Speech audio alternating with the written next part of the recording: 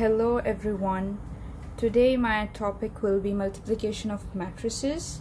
The rule on which this multiplication is based upon is that the number of columns of the first matrix must be equal to the number of rows of the second matrix. Now, an easy way to keep this rule in mind is that, for example, I have a matrix A and another matrix B, and I want to check if they are valid for multiplication or not. What I'll do, I'll see their dimensions. For example, this matrix is A, B, C, D, and this matrix is E and F. You can see here for the matrix A we have 2 rows and 2 columns, so it's a 2 by 2 matrix. And for matrix B we have 2 rows and a single column, so it's a 2 by 1 matrix. Now how will I know this rule is followed or not is that I'll check these two numbers.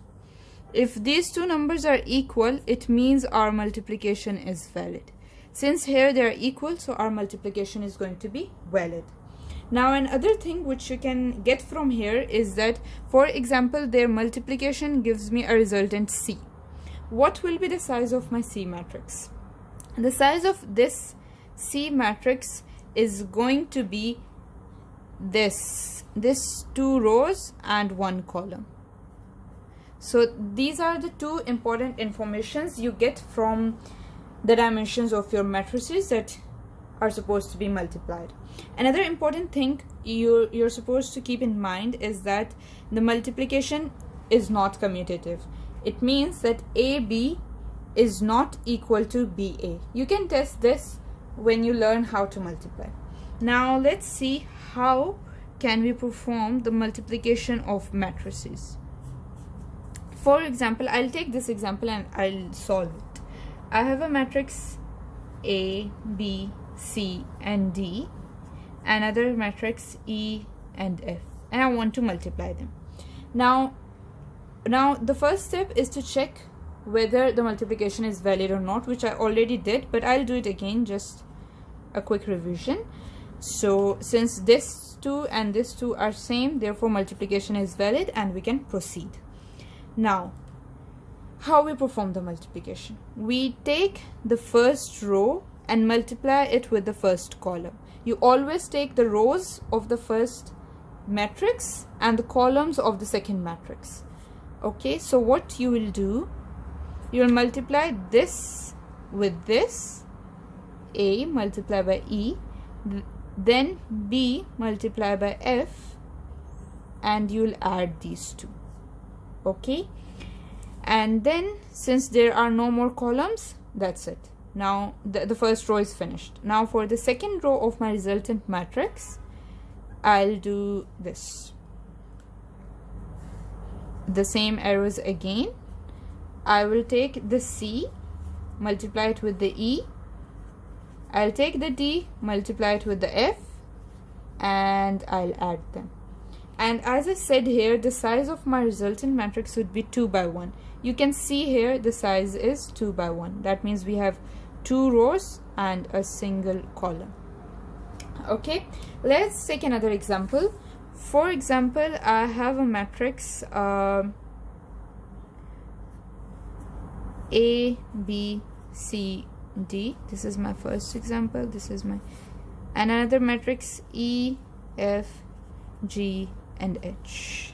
Now you'll understand better.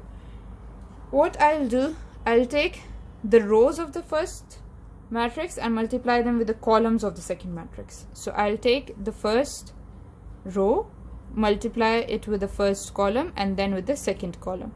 So this will give me, first I'll take the first row, multiply with the first column. So it will be A times E, then B times G. Just follow the arrow and continue multiplying and add them. So B times G and add. Now the first row with the second column. So I'll follow the arrow. So the A multiplied by F, and then B multiplied by H and add. Similarly for the second row, I'll do the same thing. I'll take the second row, multiply it with the first column, then with the second column, and I'll follow the arrow. So C multiply by E, D multiply by G, and add them. Then C multiply by F plus D multiply by H. Now you see I didn't check the matrices because this is a 2 by 2 matrix, this is a 2 by 2 matrix. Obviously they are same, so the multiplication is valid. And also this here, the remaining 2 by 2 show the size of the resultant matrix, which is 2 by 2. Okay, so this was the explanation. Now let's take a look at a numerical example.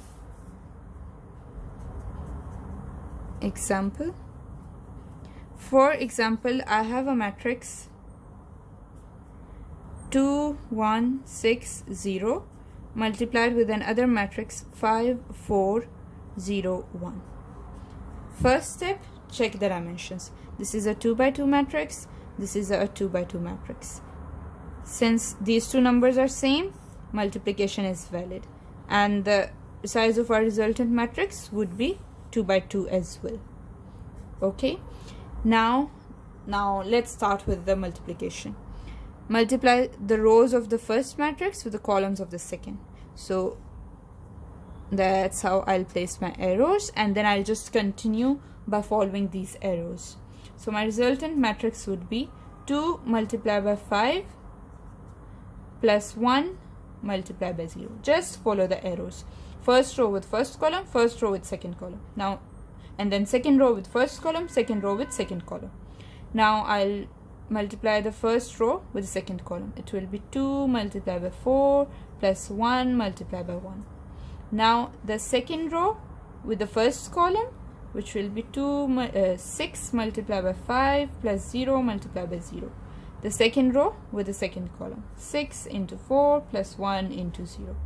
And this will give me 10 plus 1, 8 plus 1, 30, 10 plus 1, 24 plus 1. So this will give me 11, 9, 30 and 25. That will be my answer. Now let's take another example. I know this video is getting a little bit long, but this example will clarify all the doubts you have regarding multiplication, even of 3 by 3 matrices.